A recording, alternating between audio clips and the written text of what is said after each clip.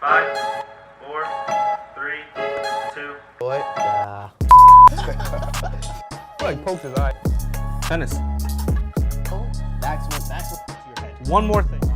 See that we're working hard. She won a game, so then she ended up being 5-3. That's when it happened. Ingram ran in though. You know what I'm saying? And that's the bottom line. Good morning, everyone, and welcome back to The Bottom Line. I'm Robbie Cowgan, and today I'm joined with Darnell Smith and Joy Ahmed.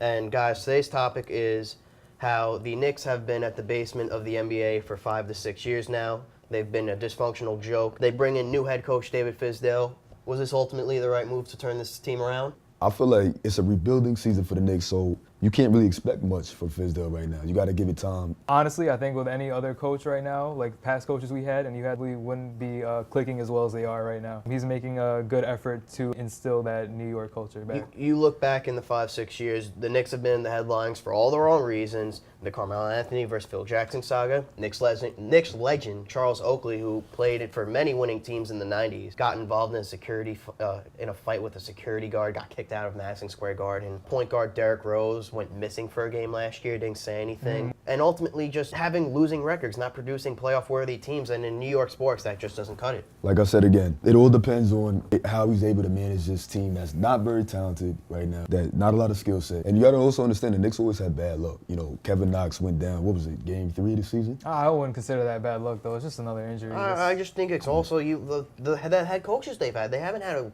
in my opinion, they haven't had a good head coach since Mike Woodson. Now, I would here's agree the with thing. that. And I think we shouldn't even fire Mike Woodson. That was another bad decision. They make these bad impulsive decisions all the time, and that's what they have to be aware of not to make this time. But here's the thing. When you look at the previous coaches that the Knicks have had, David Fizdale is the only coach that wasn't an actual player in the NBA. And now that says a lot, because when you didn't play, you don't get the view and the point of view from a player's perspective. So you're going to obviously coach a different way. So this may be, bringing on a positive change for the Knicks as far as coaching. Derek Fisher and Jeff Hornacek were Hornacek? They weren't good coaches. They weren't good coaches, and thankfully we have a new GM too, because part of the reason people didn't want to come to New York was that triangle offense. And you know Fizdale's here, he's gonna instill whatever he has from the past, and none of that includes the triangle offense. They haven't finished above 500 since their 54-28 season, where they finished second in the East. They lost to the Pacers in the second round. But you look at it, over 5 years of terrible basketball, there's a silver lining.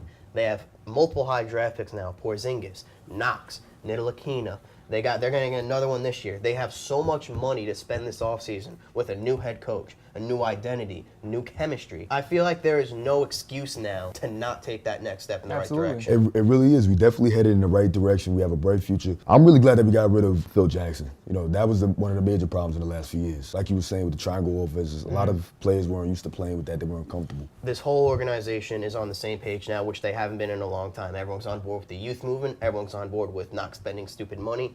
And there's a big difference between unsuccessful and losing and just being dysfunctional. And the Knicks were dysfunctional. No one would sign there because of all the chaotic things that were happening. No, big name free. Kevin Durant would not go sign with the Knicks 4 years ago. And this is a big part. Like we know that the Knicks are probably going to be unsuccessful this season, but they're not going to be dysfunctional, as you said. As long as the potential free agents see that we're working hard and we're committed to winning later on, when we get taking that guys, next step. then it's a process. Then that's how you build the focus culture. In the future will bring greatness back to Madison Square Garden. And ultimately, I feel like just New York as a city, not as a sports world, as a city, is better overall when the Knicks are better. And also, you got to give Fizdale a lot of credit, because coming on the coast of New York Knicks, the New York Knicks play in the mecca of basketball. It's so hard to play in New York, other than any other city in the world. So that's a big road to come, fill right there, You think, both of you guys, you think that Fizdale could take this New York Heat? He's going to have to. He's been handling it pretty well so far, I'm going to have to say, And like I said again, it's still early, so you got to give it some time. 12 games into a season, though, I could tell you it's been a lot more enjoyable than the past 5 years as a whole. New chemistry, new atmosphere, so they're definitely taking that right step. They definitely are. And the thing is, I like that they have all these young players, because young players competing against one another, that brings out competition, and that allows them to play better, because you want to get that starter spot over the next guy. But that's all the time we have for today. We want to thank you for tuning in. I'm Robbie Cowgan.